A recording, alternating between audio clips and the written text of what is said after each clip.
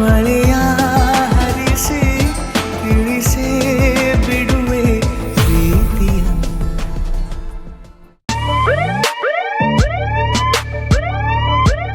ನಮಸ್ಕಾರ ಬುದ್ಧಿ. ಓ ನಮಸ್ಕಾರ. ಏನಾಗಬೇಕಿತ್ತು? ನಾಗೇಂದ್ರ ಅವರು ನೋಡಬೇಕಿತ್ತು. ಏನು ವಿಷಯ? ಅದು ನಮ್ಮ ರೈಸ್ ಮಿಲ್ಲಲ್ಲಿ ಕೆಲಸ ಮಾಡೋರು ಕೆಲವ್ರದ್ದು ಇನ್ನೂ ಸಂಬಳ ಆಗಿಲ್ಲ. ಯಾವಾಗುತ್ತೆ ಅಂತ ಕೇಳ್ಕೊಂಡು ಹೋಗೋಣ ಅಂತ ಬಂದ್ವಿ. ಇನ್ನೂ 6 ತಿಂಗಳು ಸಂಬಳ ಆಗಲ್ಲ. ಹಾ,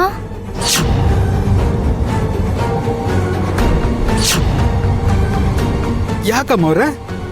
ಯಾಕೆ ಏನು ಎತ್ತ ಅಂತೆಲ್ಲ ನಿಮ್ಗೆ ವಿವರಣೆ ಕೊಡಕ್ಕೆ ನೀವೇನು ರೈಸ್ ಮಿಲ್ ಓನರಾ? ಇನ್ನು 6 ತಿಂಗಳು ಇವ್ರು ಯಾರಿಗೂ ಸಂಬಳ ಇಲ್ಲ ಅಷ್ಟೇ.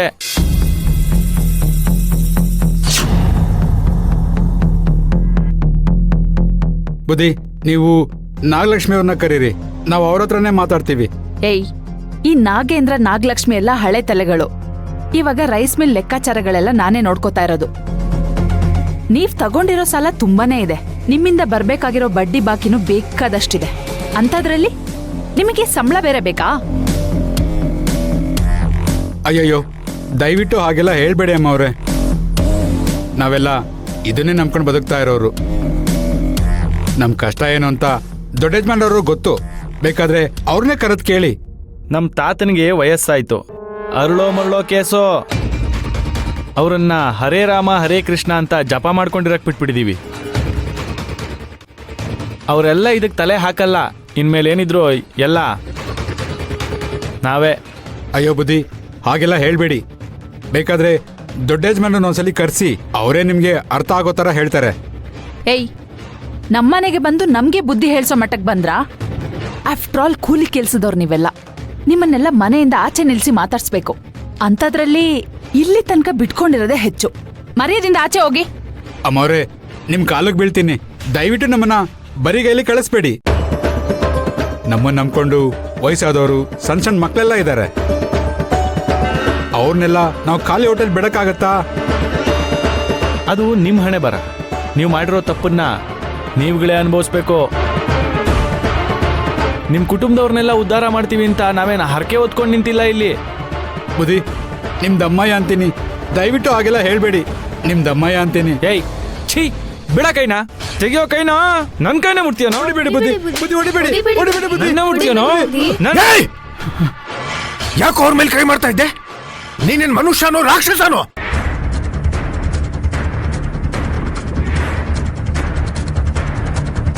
ಇಷ್ಟಕ್ಕೂ ಇವ್ರೇನ್ ದೊಡ್ಡ ತಪ್ಪು ಮಾಡಿದ್ರು ಅಂತ ನೀನ್ ಹೀಗಾಡ್ತಿದ್ಯಾ? ಯಾಕೆ? ಇವರು ನಿನ್ನನ್ನ ಮುಟ್ಟಬಾರ್ದಾ? ನೀನೇನ್ ಮೇಲಿಂದ ಉದುರಿದ್ಯಾ? ಇಲ್ಲ ತಾನೆ? ನೀನ್ ನಿಂತಿರೋ ನೆಲದಲ್ಲೇ ಇವ್ರು ನಿಂತಿರೋದು. ನೀನ್ ಕುಡಿಯೋ ನೀರೇ ಇವ್ರು ಕುಡಿಯೋದು. ಇವ್ರು ಉಸಿರಾಡೋ ಗಾಳಿಯಲ್ಲೇ ನೀನು ಉಸಿರಾಡ್ತಿರೋದು.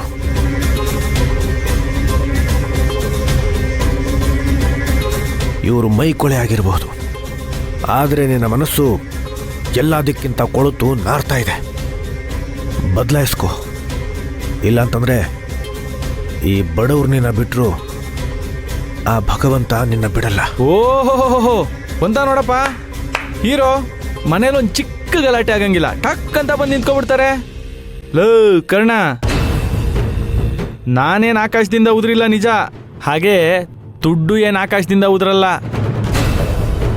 ಇವ್ರು ತಗೊಂಡಿರೋ ಸಾಲನೇ ಇನ್ನೂ ತೀರ್ಸಕ್ಕಾಗಿಲ್ಲ, ಬಡ್ಡಿ ಬೇಕಾದಷ್ಟಿದೆ. ಅಂಥದ್ರಲ್ಲಿ ಸಂಬಳ ಬೇರೆ ಕೇಳ್ತಾ ಇದ್ದಾರೆ.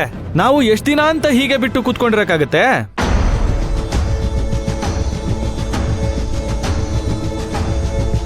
ಬಡವ್ರು ಬಂದು ಅನ್ನೋ ಹಾಗೆ ನೀನು ಇವ್ರ ಪರ ಮಾತಾಡ್ಬೇಡ. ನಾವು ಹೀಗೆ ಬಿಟ್ಕೊಂಡು ಕೂತಿದ್ರೆ ನಾವು ಇವ್ರ ಸಾಲಿಗೆ ಸೇರ್ಕೋಬೇಕಾಗತ್ತೆ. ನಮ್ಮಿಂದ ಇವ್ರೇ ಹೊರ್ತು ಇವರಿಂದ ನಾವಲ್ಲ. ಅಮ್ಮ ಸರಿಯು. ಅಲಂಕಾರಕ್ಕೆ ನೀನು ಹಣೆಯಲ್ಲಿಟ್ಕೊಳ್ಳೋ ಬೊಟ್ಟಿಂದ ಹಿಡಿದು ನೀನು ಹಾಕೊಳ್ಳೋ ಬಟ್ಟೆ, ನಿನ್ನ ಕೈಲಿ ಹಿಡ್ಕೊಳ್ಳೋ ಲೆದರ್ ಬ್ಯಾಗ್, ನೀನು ಮೆಟ್ಕೊಳ್ಳೋ ಚಪ್ಪಲಿ ತನಕ ಪ್ರತಿಯೊಂದು ಈ ಬಡವರು ಬೇವ್ರನಿಂದಾನೇ ಬರೋದು. ನೀನು ದುಡ್ಡು ಕೊಟ್ಟು ಮಾತ್ರಕ್ಕೆ ನೀನು ಇವ್ರ ಕಷ್ಟಕ್ಕಾಗ್ತಾ ಇದೆಯಾ ಅಂತಲ್ಲ.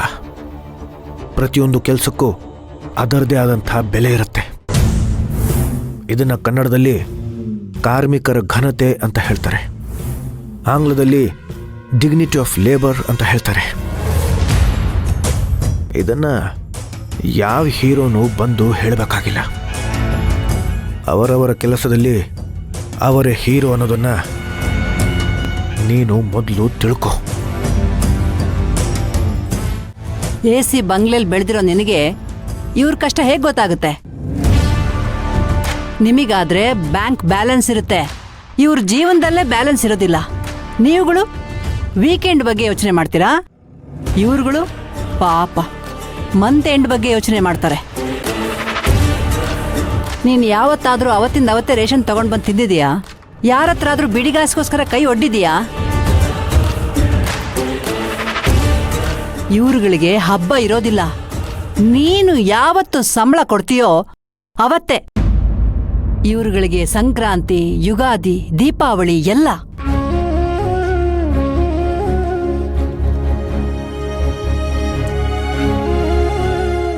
ನಿಮ್ಮಿಂದ ಈ ಮನೆ ಮರ್ಯಾದೆ ಮಾತ್ರ ಅಲ್ಲ, ತಾತನ ಮರ್ಯಾದೆನೂ ಹಾಳಾಗ್ತಾ ಇದೆ. ಸಾಲ ಅನ್ನೋದು ದುಡ್ಡಲ್ಲಿರಬೇಕೆ ಹೊರತು ಪ್ರೀತಿ ವಿಶ್ವಾಸದಲ್ಲ. ಇವರೆಲ್ಲ ನಮಗೋಸ್ಕರ ದುಡಿತಾ ಇರೋ ಜನ. ನೀನಿವರಿಗೆ 4 ದಿನ ಸಂಬಳ ಕೊಡೋದನ್ನ ತಡ ಮಾಡಿಬಿಟ್ರೆ ಇವ್ರ ಜೀವನ ಅಲ್ಲೋಲ ಕಲ್ಲೋಲ ಆಗ್ಬಿಡತ್ತೆ.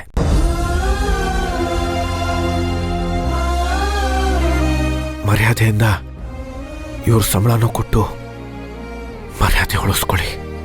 ಆಯ್ಕೊಂಡ್ ತಿನ್ನೋರು ಯಾವಾಗ್ಲೂ ಆಯ್ಕೊಂಡ್ ತಿನ್ನೋರ್ ಪರನೇ ಮಾತಾಡೋದು.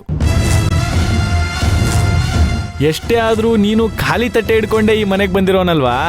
ಇವ್ರಾದ್ರೂ ಬೇಡ್ಕೋತಾ ಇದ್ದಾರೆ, ನೀನು ಬಡದು ಬಾಯಿಗೆ ಹಾಕೋಬೇಕು ಅಂತ ಇದೆಯಲ್ಲ? ಮುಚ್ಚೋ ಬಾಯ್ನ. ಇನ್ನು ಒಂದೇ ಒಂದು ಮಾತಾಡಿದ್ರು ಕಾಲಲ್ಲಿರೋದನ್ನ ಕೈಗೆ ತಗೊಂಡು ಬಾರಿಸ್ಬೇಕಾಗತ್ತೆ. ಹಲೋ, ನಮ್ಗೂ ಬಾರ್ಸಕ್ ಬರುತ್ತೆ, ನಮ್ ಕಾಲಲ್ಲೂ ಚಪ್ಲಿ ಇರತ್ತೆ.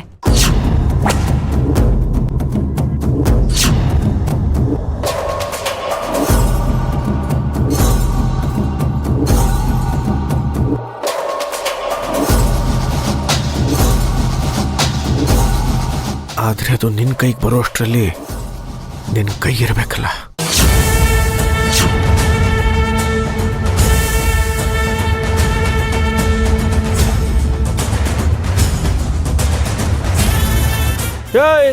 ಏನ ನನ್ನ ಹೆಂಡತಿ ಕೈನೇ ಮುರಿದಾಕ್ಬಿಡ್ತೀಯ ನೀನು?